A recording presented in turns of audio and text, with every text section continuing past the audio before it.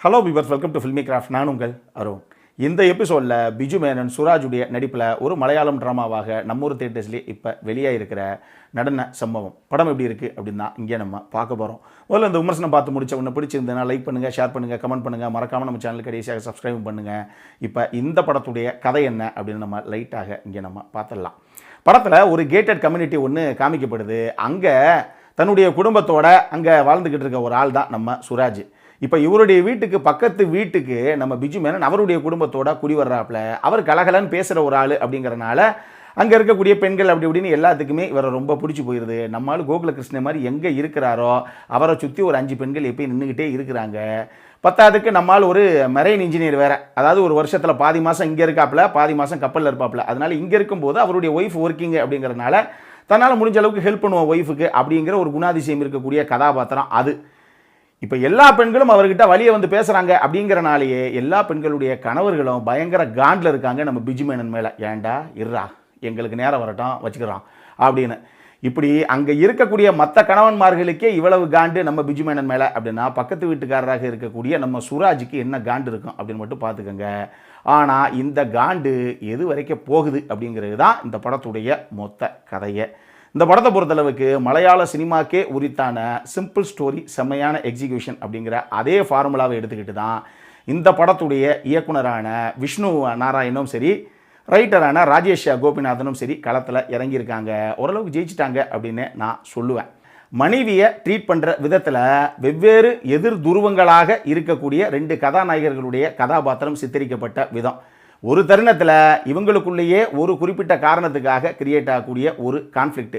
ஏப்பா இதுக்கெல்லாம் இல்லையாப்பா ஒரு எண்டு அப்படின்னு நம்மளே யோசிக்கிற அளவுக்கு இந்த பிரச்சனை அடுத்த கட்டத்துக்கு வலுத்துக்கிட்டு போகும்போது நாமளே எதிர்பார்க்காம அங்கே ரிவீல் ஆகக்கூடிய ஒரு சஸ்பென்ஸ் எலமெண்ட்டு அப்படின்னு சொல்லி முடிஞ்ச அளவுக்கு இந்த கதையை சுவாரஸ்யப்படுத்தியே எடுத்துகிட்டு போயிருக்காங்க.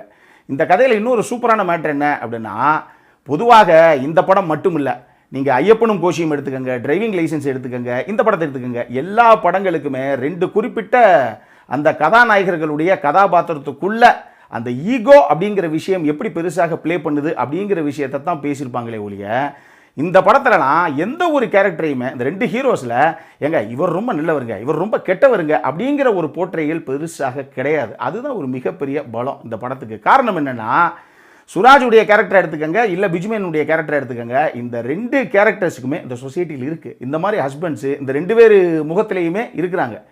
குறிப்பாக சுராஜுடைய கேரக்டர் எடுத்துக்கிட்டீங்க அப்படின்னா அவர் ஒரு மேல் சாவனிஸ்ட்டு அப்படிங்கிறத தவிர, ஏங்க என் மனைவி என்னைத்தான் விரும்பணும், என்கிட்ட தான் சந்தோஷமாக எப்பயும் பேசணும், நான் நினைக்கிறது எல்லாத்தையும் அவள் பண்ணணும் அப்படின்னு ரொம்ப சர்வசாதாரணமாக எதிர்பார்க்கக்கூடிய ஒரு மனப்போக்கு இந்த மாதிரி குணம் இருக்கக்கூடிய அந்த நபர்கள்கிட்ட, அந்த ஹஸ்பண்ட்ஸுக்கிட்ட இருக்கத்தான் செய்யுது. அதைத்தான் போர்ட்ரே பண்ணாங்களே ஒழிய சுராஜ் கெட்டவர் அப்படிங்கிற ஒரு போர்ட்ரேயில் இந்த கதை முழுக்க எங்கேயுமே பெருசாக இருக்காது. அதுதான் இந்த திரைக்கதையுடைய சுவாரஸ்யமே. பெர்ஃபார்மன்ஸை பொறுத்தளவுக்கு பிஜு மேனன் ஆகட்டும் சுராஜ் ஆகட்டும் 2 பேரும் அட்டகாசமாக பிச்சு படம் எடுத்துட்டாங்க அப்படின்னு தான் நான் சொல்லுவேன். லிஜோ மோல் ஜோஸுக்கு ஒரு சின்ன கதாபாத்திரம், அது சின்ன கதாபாத்திரங்கிறத விட அவங்க ப்ளே பண்ணுறதுக்கு ரூம்ஸ் கம்மி, அந்தளவுக்கு ஒரு கதாபாத்திரம். பட் அந்த கதாபாத்திரத்தை ரொம்ப நல்லாவே பண்ணியிருந்தாங்க அவங்க.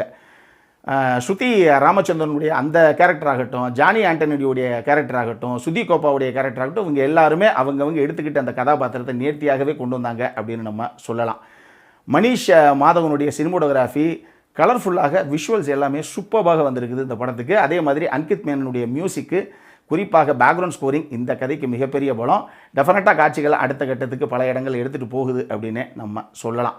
இதெல்லாம் ஒரு பக்கம் இருக்கட்டும். இந்த படத்தை பொறுத்தளவுக்கு 2 விஷயம் தான் எனக்கு தோணுச்சு. ஒன்று, ஃபஸ்ட் ஹாஃபில் இந்த படமே ஒரு ஸ்லோ ட்ராமா தான் இருந்தோம், ஃபஸ்ட் ஹாஃபில் எங்கேயுமே லேக் ஆகாமல் பக்காவாக கொண்டு போயிட்டு செகண்ட் ஹாஃபில் போலீஸ் ஸ்டேஷனுக்குள்ளே போனதுக்கப்புறம் இந்த கதை கொஞ்சம் லேக் ஆகுதோ அப்படிங்கிற ஒரு ஃபீல் எனக்கு பர்சனலாக வந்தது. இது உங்களுக்கு வரலாம். இன்னொரு விஷயம் என்ன அப்படின்னா, பிஜு மேனன் லிஜோ மோல் ஜோஸ் கிட்ட ஒரு குறிப்பிட்ட விஷயம் ஒன்று சொல்லுவார். ஆக்சுவலி பிரச்சனையே அங்கேருந்து ஆரம்பிக்கும் அப்படின்னு வச்சுக்கோங்களேன். ஆனால் அவர் சொல்கிற அந்த விஷயம் இதில் என்னங்க இருக்குது சொல்கிறதில்ல அப்படின்னு ஒரு மெச்சூர்டு ஆடியன்ஸாக நீங்கள் அந்த விஷயத்தை அக்செப்ட் பண்ணிக்கிட்டீங்க அப்படின்னா மட்டும்தான் பிஜு மேனன் பண்ணுறது கரெக்டு, நம்ம சுராஜ் பண்ணுறது தாங்க தப்பு அப்படிங்கிற ஒரு ஃபீலே உங்களுக்கு வரும். சில பேர் இப்போ நான் சொன்னேனே ஒரு குறிப்பிட்ட ஹஸ்பண்ட்ஸுடைய கேட்டகரி ஒன்று இருக்குது, அவங்கெல்லாம் ஏங்க அதுக்காக என் சம்சாரத்துக்கிட்ட அவன் சொல்லுவேன் அதை நாங்கள் வாய முடிக்கிட்டு இருக்கணுமா அப்படிங்கிற குரூப்பில் நீங்கள் முதல்ல சேர்ந்துட்டீங்கன்னு வச்சுக்கோங்களேன். டிஃபால்ட்டாக ஏங்க அப்போ பிஜு மேனன் என்ன வேணாலும் பண்ணுவார், நாங்கள் வந்து வாய முடிக்கிட்டு இருக்கணும் அப்படிங்கிற ஒரு ஃபீலையும் உங்களுக்கு எதிர்மாறியாக கொடுக்கலாம். இதை நான் தெளிவாக உங்களுக்கு சொல்லிட்டேன். மொத்தமாக இந்த படம் எப்படி இருக்குது அப்படின்னு கேட்டிங்கன்னா, நம்மளை பொறுத்தளவுக்கு ஒரு டீசெண்டான வாட்ச்சு பார்க்கணும் அப்படிங்கிறவங்க ஒரு தடவை பார்க்கலாம். அடல் கானடை பொறுத்தளவுக்கு இந்த படத்தில் எதுவுமே கிடையாது. இது ஃபேமிலியோட பார்க்கக்கூடிய ஒரு படம் தான். இந்த படம் நம்ம ஊர் தியேட்டர்ஸ்லேயே இங்கிலீஷ் சப்டைட்டில்ஸோடு அவைலபிளாக இருக்குது. அப்புறம் என்ன பார்க்கணும் அப்படிங்கிறவங்க பாருங்கள். இதே மாதிரி இன்னொரு வீடியோவோட அடுத்த முறை உங்களை சந்திக்கிற வரைக்கும் இட்ஸ் அருண் சைனிங் ஆஃப்.